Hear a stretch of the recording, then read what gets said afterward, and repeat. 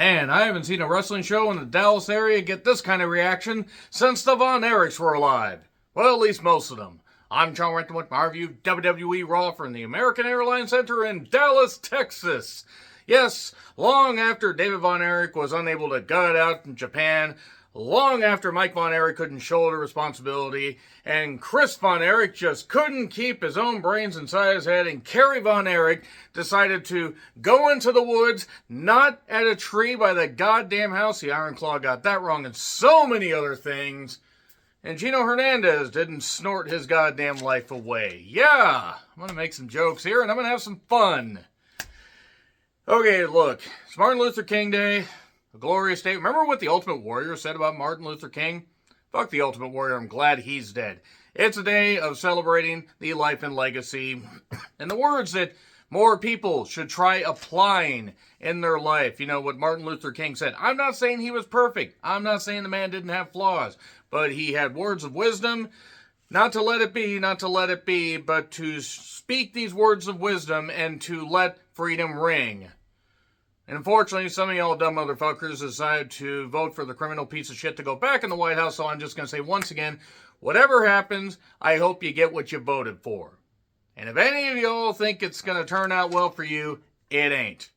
But we're all going to joke along and just have fun mocking the fuck out of you. Because if you thought the first 4 years of his bullshit administration was so bad that you had to vote for somebody other than the black lady, just because you're bigoted, misogynistic, you hate LGBTQ people, and you hate progression, yeah, that's a warning right here. I'm going to make occasional jabs during various videos, mostly the wrestling ones, and I'm going to have fun mocking you dumb beta motherfuckers. Anyway, let's get on with the fact that, yes, it's Martin Luther King Day episode, and you know what? It was what it was. It is all right. I like the 2.5 hour format. 20,000 seating capacity, 14,000 according to WrestleTix. Punk, Seth, and Drew arrive. Rhea was arriving and Nia attacked her. How Nia Jax, that sack of wet wheat shit, can sneak up on anybody, I have no idea. Wade Barrett was subbing for Pat McAfee. Can we just have this be a permanent thing or rotate them?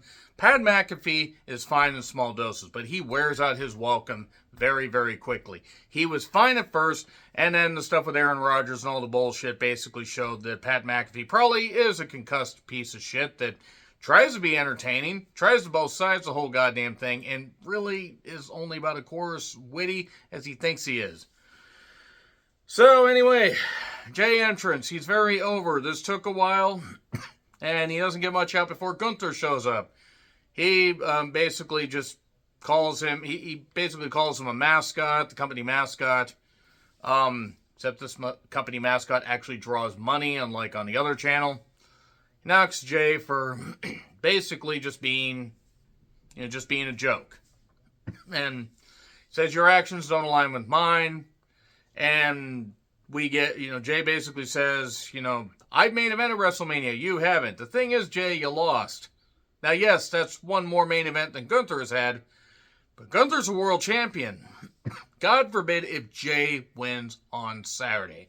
I'm not doing Saturday night's main event predictions because there's only 3 matches announced as of now, even though I'm pretty certain during this recording they will make Rhea versus Nia official. But that being said, if Jay wins, God damn it, if Jay wins. Brief brawl, by the way. Just, it was what it was.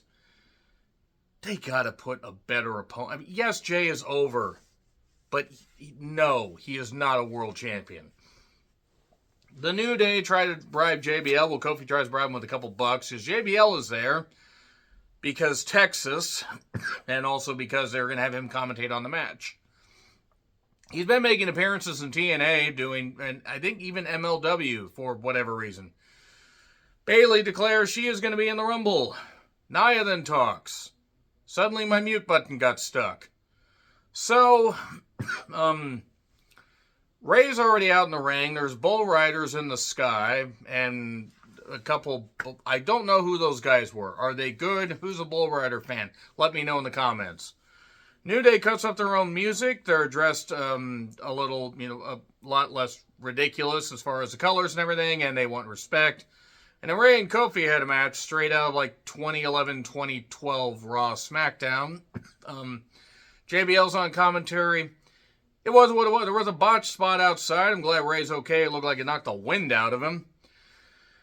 And I didn't care. I mean, it wasn't awful, but I just didn't care. I like the direction they're going with the New Day, but it's just hard to care about some of these matches. I mean, the crowd was into it, I'll say that. Later, we get interference, and a surprise roll-up wins it.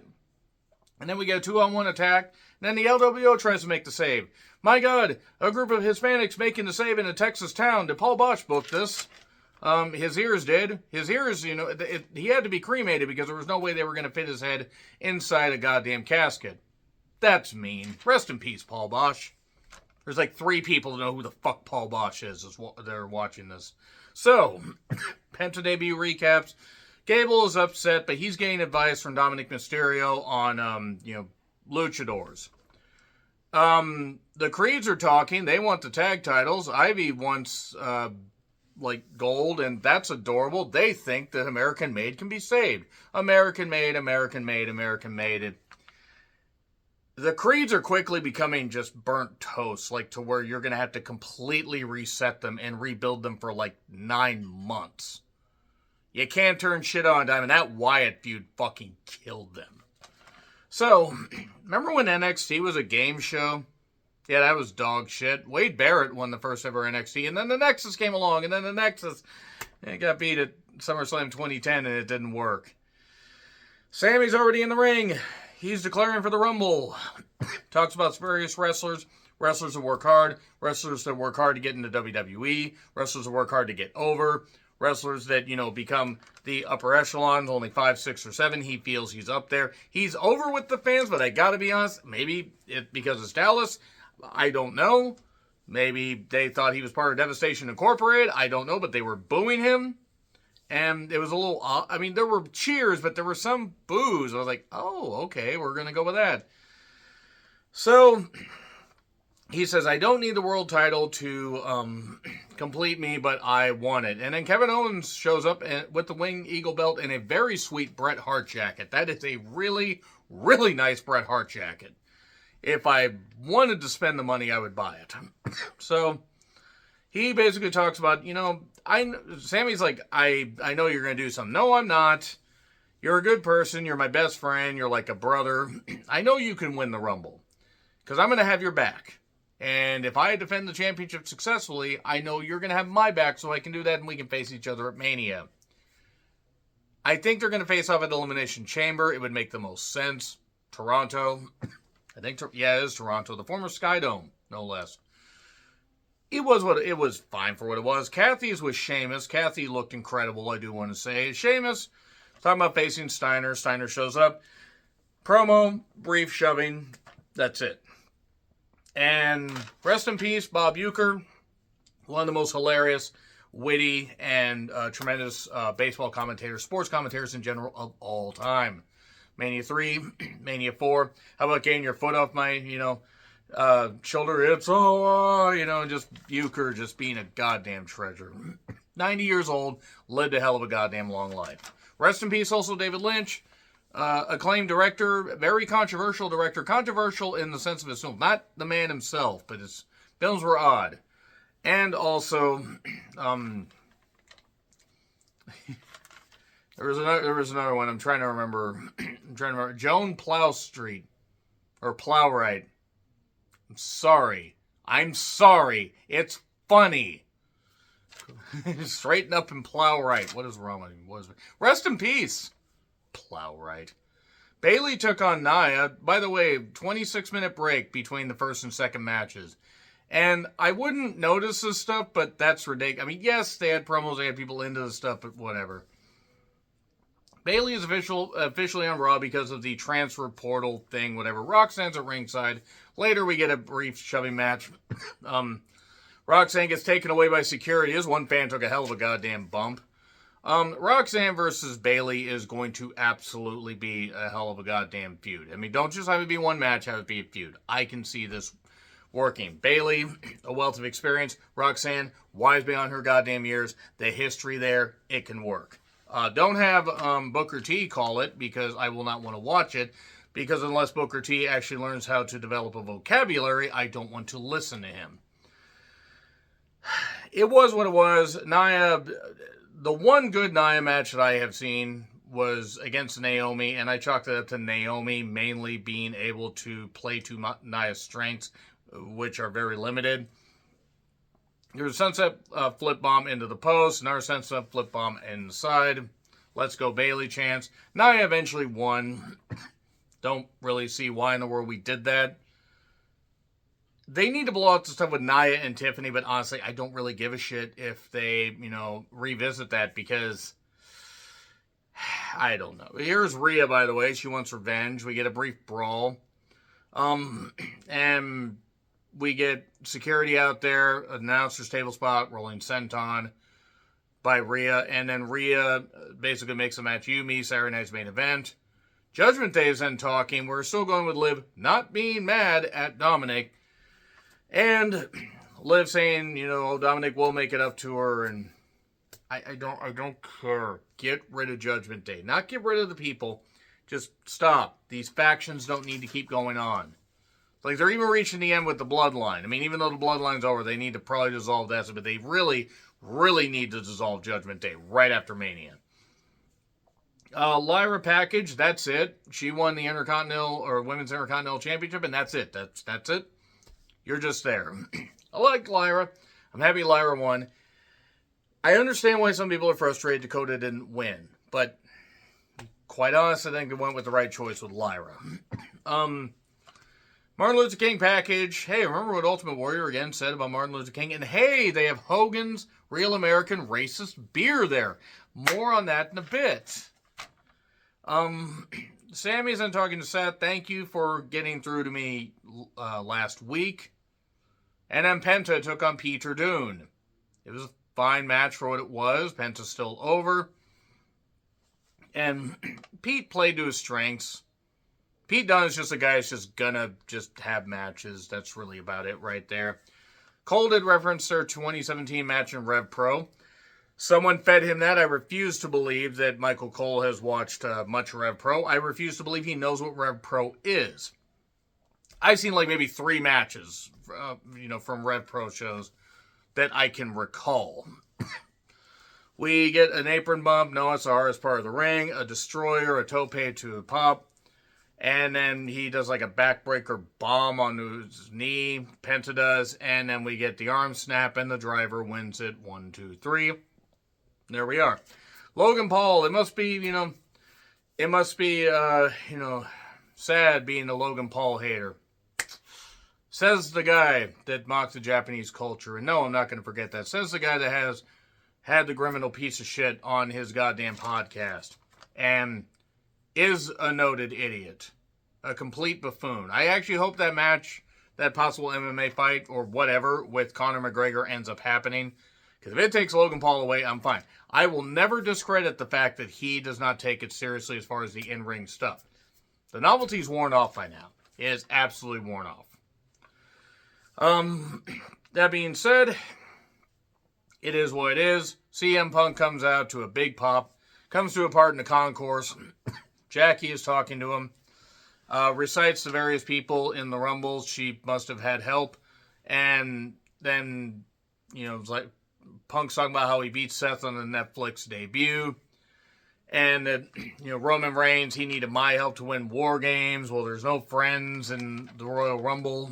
Put Hulk Hogan in the Royal Rumble, and I'll toss Hogan's dusty ass out.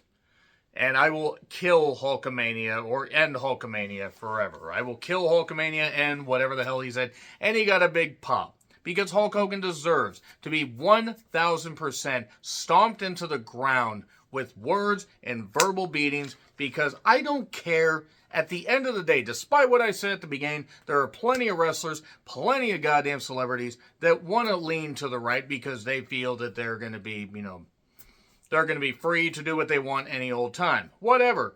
It's not that. It's not the political stuff. They popped for Undertaker last week. Plenty of people. Hogan admitted he's a racist, has never apologized for that goddamn shit, and deserves to be booed relentlessly. By the way, remember what Nick Hogan did? Him and Hulk basically made fun of the fact that friend of his, I forget his name, John Grazan, I forget the guy's goddamn name. The one that ended up in a vegetative state, totally paralyzed, unable to do anything because Nick Hogan's a bad driver and a piece of shit just like his dad. I don't have any sympathy for Hogan. I honest to God, Hogan ends up a drooling vegetable, paralyzed and unable to move. Because, yeah, he drew a ton of money. He deserves to be remembered as one of the biggest box office draws as a performer. But as a person, he was a politicker, and there's nothing wrong with politicking, but he always felt he was better than a lot of people, and he had a fragile ego, realized that Randy Savage is always better. Yeah, he realized that the Warrior, was going to end up being, somebody that would flame out, and Ultimate Warrior, to me, was just as bad as goddamn Hogan, by the way. He just didn't live long enough to, be fully realized with that. It's like when somebody said in a Facebook comment page, oh, we need to, apologize to Ultimate Warrior for being right about Vince and Hogan. Well, yes, but look at all the other bullshit that Ultimate Warrior said. Back to Hogan, by the way. Boo the shit out of him. Keep booing the shit out of him. And hopefully, maybe he cries himself to sleep. And I don't know. Let's see. What happened there?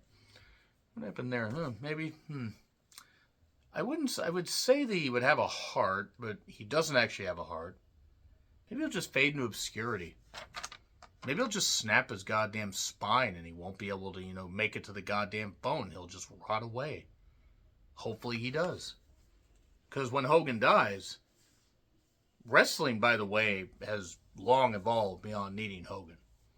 Hogan needs wrestling a lot more than wrestling has needed Hogan for the last 15 years. So there you go. The TNA run, my God. So anyway, Io Sky and Dakota Kai had a match against Zoe and Shayna. And Zoe, my God, Zoe back in Dallas. She was there when they built Reunion Arena and saw the Von Erichs take on the Freebirds. She even helped Morris Siegel get into the Dallas office and said, you need to bring Fritz back. Jack Jr. died and everything. Need to do that. She helped Joe Blanchard establish Southwest Championship Wrestling. She even convinced Gary Hart to come back. I'll stop these age jokes one of these days, except I won't. Shayna Baszler was there and Sonya was there, and it's the trio of Scissor Sisters, as it were. They're the Pure Fusion Collective. God, it's such a stupid name. Why didn't you call them something else? Pure Fusion Collective. PFC Pipes. There we go. The drop kick by Zoe was impressive. Just like a sniper in Dallas. Back and to the left, back and to the left. The crowd loved Io, and she had a moonsault on Shayna. 1, 2, 3. Apparently, Jacob Fatu and the Brawny Paper Strongman are going to be taking on each other. Weird. Drew and Seth had a match that was fine. Seth focused on Drew's arm. And Drew beat down on Seth as well. They did the superplex spot, but then Drew countered into the Falcon Arrow. Kind of sick of that spot. I didn't mind it being used here and there in big matches, but now it's almost every TV match, and it's a little odd. We do get, Seth starting to lose it. It looks like he's going to lose. It looks like he's going to snap, but nope. He ends up getting a surprise roll-up, 1, 2, 3, and then Drew beats him down, hits a Claymore, tries to do something. Sammy stops, bad post spot, tries to check on Seth, and then gets laid out, and then it looks like, oh my God, Drew, is going to get hit. He's going to, get kicked by Sammy, but then in the corner, oh no. Drew moves out of the way, and Sammy hits a haluva kick on Seth. Okay. Imagine if we try to turn Sammy heel. I'm not saying we should. And maybe they should turn Seth heel. But interesting at least. It was what it was. It was a bit of an odd episode. That being said, let me know your thoughts in the comments. Like, share, subscribe, Twitter, Letterboxd, Blue Sky handles in the description. Also do want to say right at the end that if the review is delayed next week, it is because there's another mystery movie that I'm going to be going to. And also, I'm in the midst of working 11 straight days at work. So some content might be limited. Anyway, I'm John Retland. I'll see you soon.